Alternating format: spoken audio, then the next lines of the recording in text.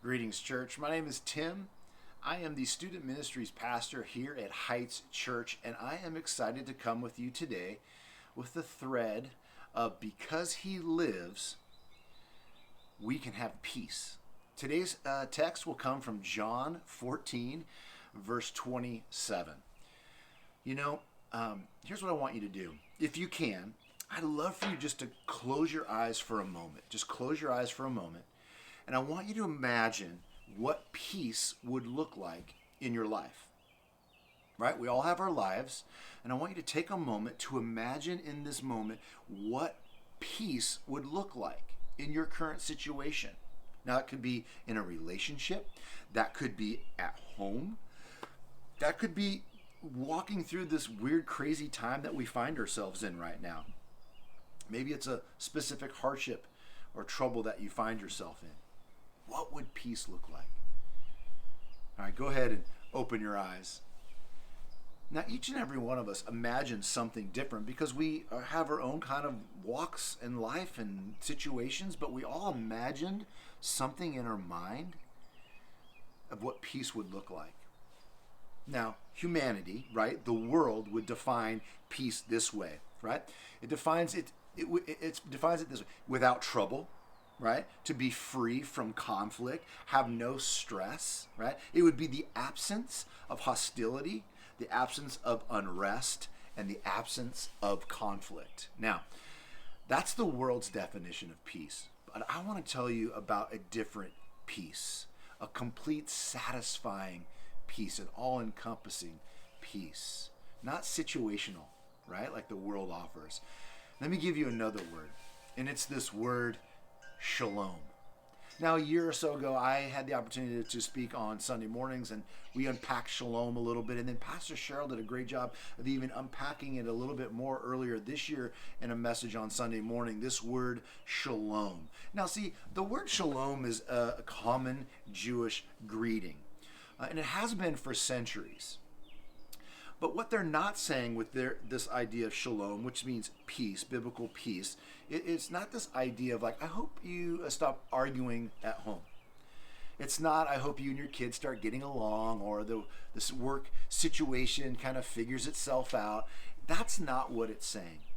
Here's what it's saying, and you need to catch this because this is important, because the word shalom, peace, is an all-encompassing, all kind of the essence of the entire word is I wish for you to have completeness, a wish for peace of contentment, a wish for fulfillment, satisfaction, or blessing. In other words, it is a desire that all that is good would flow into your life.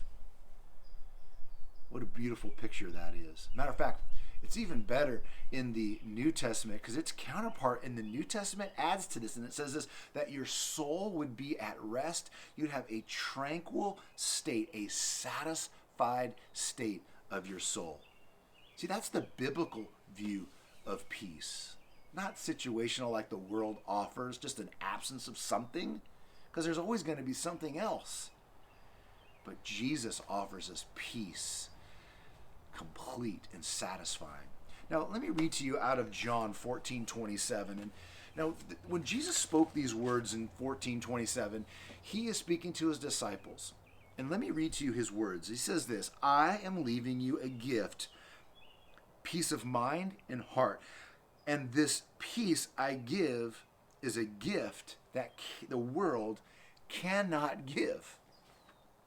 You see, when he spoke those words to his disciples, it was the evening that he would be betrayed, he would be arrested, beaten, and then eventually he would find himself on the cross being crucified. He knew that tough times were coming. He knew it was going to be difficult, that there would be unrest. And he says, look, I'm going to give you peace that you have not yet experienced. I'm going to leave you this peace. Because here's what Jesus knew that his disciples didn't, that Sunday was coming, that he would rise from the dead. He would come back to life. He would cheat death, and he would prove that he is the Son of God. He knew that. They didn't. He knew that because he lives, we can have peace. He knew that because he lives, the disciples would be able to experience this peace. Now, before we leave, I want to give you two things for you to think about that I find in the text. The first one is this. It says right away, I am leaving you. This is Jesus. I am leaving you with a gift. Here's what's great when someone leaves you a gift. It means you can't earn it, right? These gifts, they're just handing it over. They're leaving you a gift. He was like, I'm going to leave you this gift. You can't earn it. Nothing you can do, nothing you can say could ever earn it. So you need to know that. You also need to know this. He says this, I'm going to give you a gift. Here's the other thing, and this is, we need to get this. Because he's giving it to us, you and I cannot create it. We try to create all kind of peace in our life by taking this out and not talking to this person and deleting this person from social media or whatever it may be. We take things in our own hands. See, we can't create this peace because he says, I'm going to give it to you. And Jesus is the only one who's qualified to give us this peace that satisfies the soul, not the world, not the world's empty promises.